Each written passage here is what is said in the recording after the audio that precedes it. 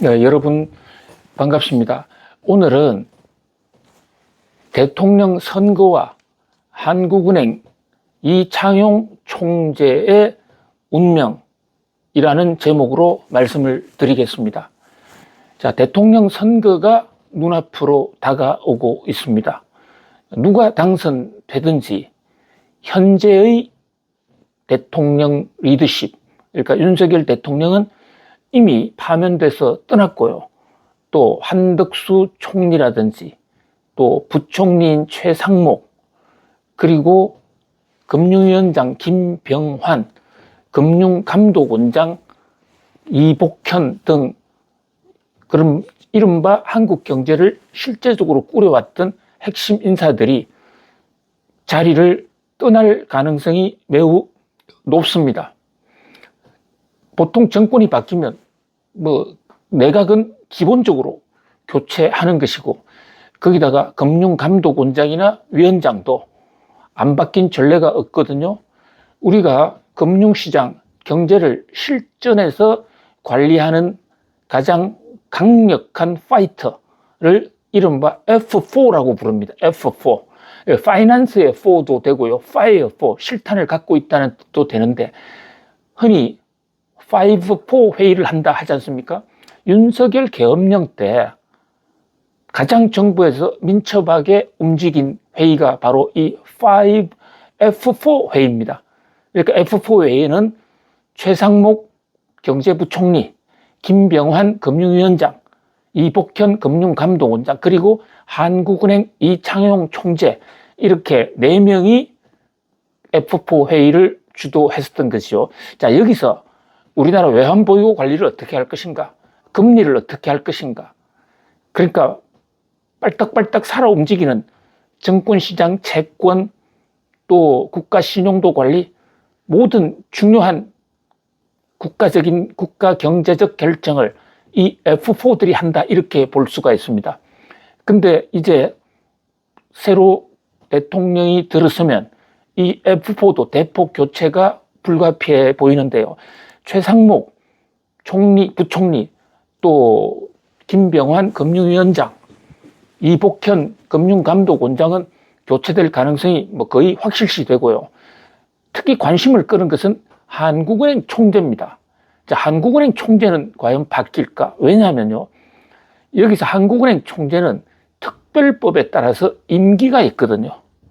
임기가 있기 때문에 그동안에 통상적으로는 역대 대통령들은 이 임기를 보장을 했습니다. 그러니까 새로 대통령이 바뀐다 하더라도 한국은행 총재는 잘 안 바꾸었죠. 자, 한국은행 법 제3조에 보면요, 한국은행은 중립적으로 정책을 수립해야 하며 자율적으로 집행해야 한다. 그리고 한국은행의 자주성은 존중되어야 된다. 한국은행 총재의 임기를 반드시 보장하라는 이런 조항은 아니지만은 자주성을 유난히 강조하고 있고 임기를 4년이라고 명시하고 있습니다. 자, 그런 만큼 한국은행 총재는 연임을 할 수 있지 않을까. 특히 한국은행 총재는 그 현재 임기가 내년 4월 26일, 2026년 4월 20일까지거든요. 새 정부가 출범하면 2025년 6월 이후가 될 텐데 10개월 정도밖에 안 남은 하는 총재를 괜히 바꿨다가 또 이 자율성을 침해한다는 그런 비판을 들을 수가 있기 때문에 하는 총재 교체는 좀 조심스럽겠죠. 그러나 사실 새 대통령이 새로운 경제 정책을 펴려고 하면 사실 돈줄을 잘 조정해야 되거든요. 그러니까 새 대통령이 누가 되느냐에 따라서 그 대통령이 이창용 총재와 코드가 안 맞는다면 쫓아낼 수도 있는 것이죠. 그만두게 한다고 해서 그것을 제지하는 그런 법도 또한 없는 것이 현실입니다. 결국 대통령 마음이고요. 우리나라는 국회에서의 인준 절차도 그냥 요식입니다. 가서 한 번만 얘기하면 돼요. 그랬더니 국회의원이 동의 안 하면 하는 총재가 새로 못 오는 이런 시스템, 이것은 미국은 그렇게 되어 있습니다. 그런데 우리나라는 그냥 청문 절차가 요식이기 때문에 대통령 마음에 따라서는 얼마든지 교체할 수 있다. 그런 면에서 교체 가능성을 완전히 부인할 수도 없는 것이죠. 자, 한국은행 이창용 총재는 그러면 누구냐? 한국은행 이창용 총재는 원래 서울대 교수 출신이에요. 그러니까 교수를 하다가 다른 경험이 별로 없는 상태에서 바로 한국은행 총재로 온 전례가 없거든요. 그런 면에서 매우 특이한 한국은행 총재의 백그라운드라고 볼 수가 있습니다. 역대 하는 총재 중에 조순이라는 분, 이분도 역시 한국은행 총재, 서울대학 교수 출신이긴 합니다만은 이분은 하는 총재를 맡기 이전에 경제부총리, 총리, 뭐 또 그 밖에 많은 어떤 정치적인 분야에까지도 진출했고 다양한 경험을 쌓았기 때문에 이창용 총재하고는 조금은 좀 컬러가 다르다고 볼 수가 있죠. 다만 이창용 총재도 사회 경험이 전혀 없는 것은 아닙니다. 이명박 정부 때 금융위원회 부원장을 했어요. 그러니까 보수 정권에서 부원장을 한 전력이 있습니다. 그리고 윤석열 대통령이 당선이 확정된 상태에서 하는 총재로 임명이 됐거든요. 지금으로부터 3년 전에요. 그러니까 겉으로 보면 이창용 총재는 이명박 대통령 시절에 금융위 부위원장, 또 윤석열 대통령 당선과 함께 한국은행 총재가 되었으니까 보수 인사고, 따라서 만약에 진보 측 세력에서 대통령 선거에 이겨서 정권을 잡는다면 이창용 총재도 교체할 수도 있다. 뭐 이런 시각이 일각에서 나오고 있기도 해요. 자, 그런데 또 다른 한편으로 보면요. 윤석열 대통령 당선 직후에 윤석열 대통령과 상의를 거쳐서 하는 총재가 된 것은 맞는데 당시에 한국은행 총재 지명 자체는 문재인 대통령이 했습니다. 문재인 대통령의 임기가 남아있는 상태, 윤석열의 당선이 확정되어 있는 상태였거든요. 그때 문재인 대통령 청와대에서 하는 총재를 새로 선임하면서 그 인사를 윤석열 당선인 측과 상의했다라는 것이 문재인 청와대 측의 얘기였던 데 반해서 당시 윤석열 대통령 측에서는 상의가 아니고 통보였어. 우리는 아무 말도 하지 않고 있었어. 뭐 이렇게 서로가 좀 말이 엇갈립니다만은 어쨌든 임명 당시에는 윤석열 대통령의 최소한 묵시적 동의는 있었다. 그런 사람에서 뭐 보수적 칼라와 깔려 있다. 이렇게 볼 수는 있겠죠. 뭐 그러나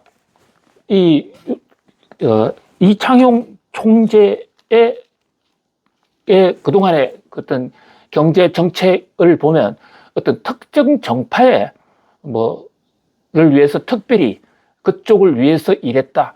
이렇게 보기는 볼만한 그런 어떤 편파적인 정책은 거의 없었다. 사람과의 인간관계에서는 보수측 인사와 굉장히 가까울 수 있지만은 특히 윤석열 대통령과도 거의 서울대에서 캠퍼스에서 같이 학교를 다녔습니다.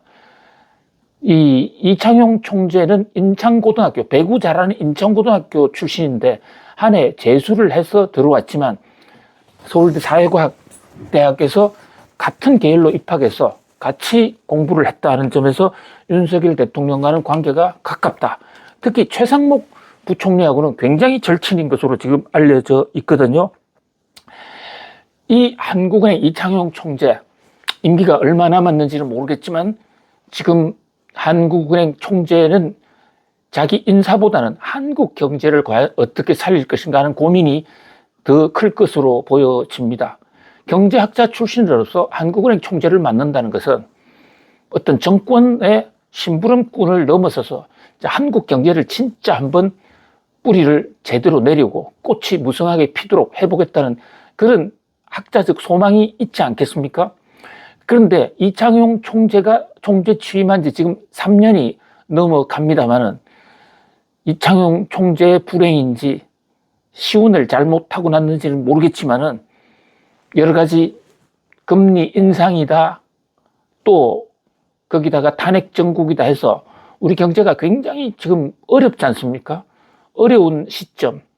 그리고 특히 이창용 총재는 그동안에 금리 인하파예요. 한마디로 비둘기파였단 말입니다. 그런데 본인이 하는 총재 오자마자 비둘기들이 제일 싫어하는 매파적 행동, 금리 인상을 굉장히 강력하게 단행을 했습니다. 그리고 미국이 금리 인하로 돌아섰음에도, 비둘기파로 돌아섰음에도 불구하고 상당 기간 이창용 총재는 금리 인하에 좀 소극적이었죠. 그 바람에 실기했다라는 얘기까지도 일각에서 듣고 있어요. 그러니까 본인의 정책 노선, 평소에 이념적 성향하고는 좀 다른 금리 인상을 했기 때문에 속으로는 금리 인상은 물가를 잡기 위한, 누가 와도 금리 인상을 할 수밖에 없었었는데요. 그러면서도 나름대로 좀 고통스러웠을 것입니다. 그런데 이제 경기가 둔화되고 물가도 좀 잡혀가면서 금리 인하를 시작을 했어요. 그런데 또 이번에는 부동산 가격이 흔들흔들 하면서 금리 인하에 속도를 내지 못했습니다. 또 하나, 환율. 이창용 총재 시절에 가장 큰 한국 경제에서의 가장 큰 어려움을 지적하자면 환율이 너무 많이 올랐습니다. 비단 이창용 총재 한 사람의 잘못은 아니겠지만 통화 환율 정책의 최고 책임자로서 이창용 총재의 책임이 결코 없다고 할 수는 없죠. 물론 계엄령 사태라든지 정치적인 돌발 변수가 우리나라 환율을 올리고 또 우리나라 통화 가치를 폭락시키는 핵심적인 요인이 된 것을 모르는 사람은 없습니다만은, 그래도 일단 환율이 불안하다. 이것은 한국은행 총재도 책임이 있다고 볼 수밖에 없는데요.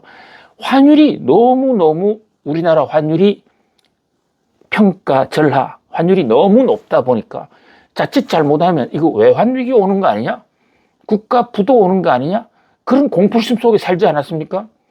그런 각도에서 하는 총재가 이제 금리 인하기가 왔음에도 불구하고 금리 인하의 패드를 함부로 밟기가 어려웠던 것이죠. 금리를 인하하면 우리나라의 원화에 투자했을 때 벌어들일 수 있는 기대 수익이 줄어들거든요. 그리고 외국인 자본이 더 안 들어온다고요. 그러니까 한국은행의 금리 인하는 우리나라 환율을 더 올리는, 다시 말씀드리면 우리나라 통화 가치를 더 떨어뜨리는 일이에요. 그렇기 때문에 환율이 불안한 상태에서 금리를 함부로 인하할 수 없었거든요. 그렇다고 가만히 있자니 우리 지금 불경기가 너무 심합니다. 특히 자영업자, 영세 상인들 같은 경우에는 경제적으로 굉장히 어렵지 않습니까? 부동산, PF 대출, 일부 지방 부동산 같은 경우에는 지금 분양이 안 돼서 건설업체들이 오늘 내일 하고 연이어 지금 쓰러지고 있지 않습니까? 그러니까 이러한 상황에서 한국은행 총재 선택은 좀 매우 중요한 것이죠. 경기 부진만 본다면 이것은 100% 금리를 인하해야 될 만한 상황인데, 그러나 또 한편으로 보니까 부동산 가격, 서울, 강남 지역 등을 중심으로 해서 여전히 지금 오르고 있고, 또 우리 환율이 최근에 좀 조정을 받았습니다만, 그러나 여전히 지금 우리 환율이 1,400원이 넘어간다는 것, 이것은 정상이라고 보기가 어렵거든요. 이 와중에서 경기만 생각해서 금리를 낮춘다? 그럼 우리 환율 또 오를 수도 있는 이런 상황이기 때문에 한국은행 총재에게 정말 고민이 깊을 수밖에 없을 것 같습니다. 고민은 어떻게 보면 숙명이다 이렇게 볼 수 있고, 또 이창용 총재 같은 그런 고명한 학자에게 하는 총재를, 한국은행 재직 경험도 없는 분인데 대학에서 바로 모시고 온 것도 좀 학자적 예단과 학자적 인사이트, 통찰력을 발휘해서 정말 한국 경제의 기초를 튼튼히 하고 위기를 극복하고 또 제2의 도약을 할 수 있는 그런 기틀을 닦고 달라는 거 아니겠습니까? 그런 면에서 고민을 숙명처럼 받아들이면서 정말 솔로몬의 지혜를 좀 내어놓아야 되는 게 아닌가, 이런 생각을 해봅니다. 자, 한국은행 총재는 그동안에 여러 차례 기회 있을 때마다 우리나라의 부동산 가격이 지나치게 오르는 것은 특정 지역, 강남 지역 등의 학생들 쏠림 현상 때문이고, 그로 인해서 부동산 가격이 올랐고, 부동산 가격이 오르다 보니까 금리 정책을 잘 못하겠다 해서 한국은행에만 맡기지 말고 우리나라의 대학 입학제도, 서울대학교의 입학 기준을 바꿔서 성적순이 아니라 지방학생들도 대폭 받아들이자. 그러면 입시 경쟁이 줄어들 것이고 부동산 가격이 안정될 것이 아닌가, 이런 얘기를 한 번도 아니고 수차 여러 번 해서 상당히 주목을 끌었습니다. 워낙 하는 총재가 입만 열었다 그러면 서울대학의 성적순 제도 폐지하고 지방학생들을 많이 뽑자라는 그 얘기를 너무 자주 하는 바람에 이창용 총재가 교육부 장관인가 또는 부동산 가격을 잡자는데 주력하다 보니까 이것이 국토교통부 장관인가 라는 그런 어떤 지적까지도 받았습니다. 하는 총재로서는 자기가 아무리 정책을 잘해도 부동산 가격이나 교육 문제를 해결하지 않고서는 금리를 어떻게 할 수도 없고 답답한 그런 심경에서 한 말이라고 보여지지만, 그러나 이 대목은 좀 한국은행 총재 영역을 넘어선, 대통령을 하지 않으면 다 같이 포괄할 수 없는 것입니다. 우리가 한국은행 총재를 맡긴 것은 주어진 여건 속에서 한국은행 총재로서 할 수 있는 카드를 총 다 쓰라는 거 아니겠습니까? 자, 그 다음에 또 학생들의 그 강남 집중 때문에 부동산 가격이 오르고 그로 인해서 한국 경제가 무너진다. 그래서 서울대학의 입시 기준을 대폭 변경해서 성적순이 아니라 지방학생 우선으로 뽑자 이러는데, 그렇다면 과연 부동산 가격이 안정될까요? 그 혼란은 없을까요? 우리가 수능도 없애고 예비고사도 없애고 입학사정관 전형이라든 각양의 방식을 통해서 개혁을 해봤습니다만 문제 해결이 되지 않았잖아요. 저는 입시 문제나 부동산 문제의 가장 큰 핵심은요, 서울대학교가 우수한 학생 뽑는 제도를 유지하기 때문에 오는 게 아니고요, 우리나라의 서울대학교 하나만 키우는 올리 서울대학 정신. 자, 우리나라처럼 서울대학과 서울대학 아닌 대학의 차이가 많은 그런 나라가 없습니다. 미국에 하버드 대학이 있죠. 그런데 하버드 대학 물론 우수하죠. 그러나 하버드 아닌 예일 대학이라든지 또는 콜롬비아 대학, 펜실바니아 대학과 하버드 대학의 차이는 우리나라 서울대학과 서울대학 아닌 대학의 차이에 비하면 그야말로 조족지혈입니다. 따라서 정말로 이 우리나라의 부동산 폭등 현상, 왜곡된 부동산 가격 시스템을 구조 조정하기 위해서는 서울대학교의 와 다른 대학교의 차이를 대폭 줄이는, 거꾸로 얘기하면 한국의 서울대학 같은 데를 100개 정도로 만들어서 평준화시키는, 그것이 훨씬 더 부동산 가격을 안정시키는 방법일 것이다, 그렇게 봅니다. 이창용 총재께서는 본인이 서울대학 경제학과 출신이고 또 IMF 출신이고 서울대 교수를 했기 때문에 마치 서울대가 인류의 중심인 것처럼 얘기를 합니다.